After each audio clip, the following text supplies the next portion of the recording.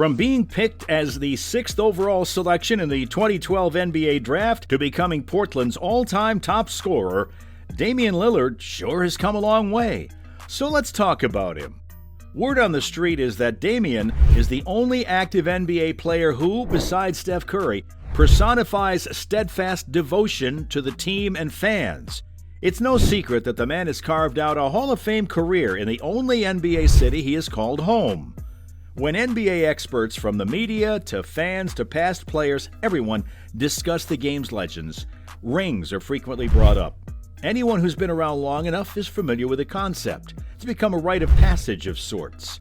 Although ring culture is not unique to basketball, it does seem to be more prevalent in the NBA framework than in other sports. And that's what Lillard discussed in this week's episode of The Old Man and the Three, a podcast hosted by J.J. Redick and Tommy Alter. Apparently the man had a lot to say. He talked about how the NBA he competes in now is very different from the NBA he entered. So now, according to him, Damian performs purely out of a passion for the sport, and it seems like he wants more. Damian Lillard wants the rivalry, the thrill of the chase, the cheers of his club, and the victory in the end, and get compensated properly for their game. That's how he would like to foster relationships. But it appears that that's not how things work anymore. Instead, you got to get yourself a ring now, because the regular seasons are out. So now you guys know that the boys broke it down. Lillard and Redick discussed what they thought about ring culture, but they didn't stop there. The two dug in deep with the frequently repeated and never-ending narratives surrounding MVP discussions and player comparisons. The works. I'll let you make your own conclusions about where the 32-year-old stands at the whole thing. Lillard hasn't been able to lead the Blazers back to the NBA Finals, where they last appeared in 1992, the time when the man was just 2 years old. But he's had success either way.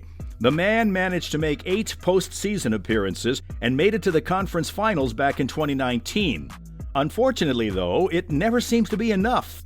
The critics of the guy are simply continuously urging Lillard to move to better avenues. Now, that alone raises a bunch of questions. Mainly, why isn't it enough to live in one place and become a part of society for their entire career?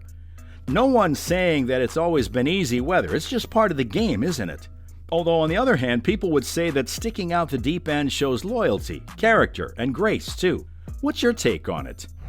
Damian Lillard didn't hold back from calling people out either. Following a second straight first-round sweep in 2018, the man became pretty well known for some drama. Apparently, he has been speaking with owner Paul Allen to spark an urgency within the front office. From the looks of it, there have been other turbulent organizational frustrating times over the years.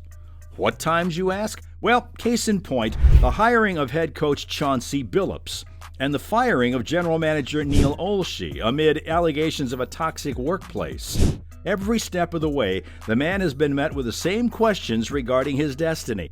That alone has almost become a semi-annual rite of passage for many of the Trailblazers beat writers. But Lillard has always taken the line of questioning in stride. The guy gracefully expresses a cool, collected confidence that's nothing short of inspiring. Am I right or am I right? Redick praised Damian for that very thing while also highlighting the predicament that players like him are troubled with. They are constantly being questioned about chasing rings, aren't they? The whole thing just leads to the other glaring problem in the NBA. The cards are always stacked against the new guys. According to Damian, you're going to get chastised for whatever you decide to do. Sure, you can think of several instances where a player who was unable to win a title teamed up with a famous person or a legend. But even if that happens and they go on to succeed, their winning strategy was criticized. Or when they don't get into a ring and they don't win it. So now they look crazy. There's literally no winning from these guys. That's a subtle blow towards Kevin Durant and LeBron James, and don't worry, nobody missed it. Regardless of whether you support the Blazers or not, the discussion on the podcast is worth the while. Besides, this episode will serve as a reminder in the back of your mind that there's much more to an NBA legacy than rings.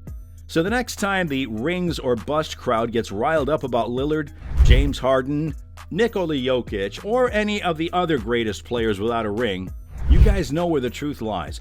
This whole ordeal is not new to Damian, though. The 32-year-old also appeared on the Club Shay Shay show. There he discussed a variety of topics, including LeBron and KD's strategies for their teams and trades. Shannon questioned Damian about the variations in basketball throughout the years. According to Dame, there's now player empowerment. Players can ask teams to add more quality players to help out, or request a transfer to join what they think is a better team.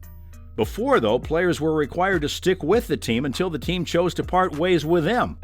But Shannon went ahead to point out how veteran players do not exactly accept the current player empowerment campaign. To Damian, it's simple: to each his own. According to him, if that's what feels right to you and makes you feel good, then you should do it. Because it did seem to work out for LeBron and Kevin. But at the end of the day, it's still no cure-all. So you just do what you gotta do. And you know what? The man has a point. What do you guys think? While we're at it, let's talk about the time Damian dropped 71 versus the Rockets. When Lillard started off with a 41-point race to his 71 piece against the Houston Rockets, the man completely drove the sports world wild, and rightfully so. He was essentially unstoppable throughout the whole game, even nailing 13 of his 22 triple tries. And the NBA world acknowledged the greatness they had just witnessed, while Zach LaVine, Josh Hart, Donovan Mitchell, and many other NBA stars couldn't help but express their respect and admiration for Dame. He especially left LeBron James speechless over what he just achieved. Not Durant, though. The man may be at a loss for words, but he still managed to string 3 of them together to praise the Blazers player. Kevin Durant tweeted, "Dame so great." And yes, we all agree. Dame so great indeed. It's difficult to find anything wrong with Damian Lillard's performance on Sunday because he simply had hot hands the entire time. The man only had 2 turnovers and he didn't really push anything. He shot 22 of 38 from the floor and finished the game with 6 rebounds and 6 assists. Clean cut and surgical, just the way he likes it. So I don't blame the guys who struggle to find the right terms to sum up Lillard's night. There's no doubt that it was one of the greatest performances in the NBA, and it will live long in the memories of many, and in the highlight section of YouTube, because the Dame era is just that good.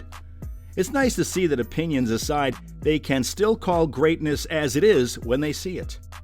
That's all from Damian Lillard for now. Stay tuned for more.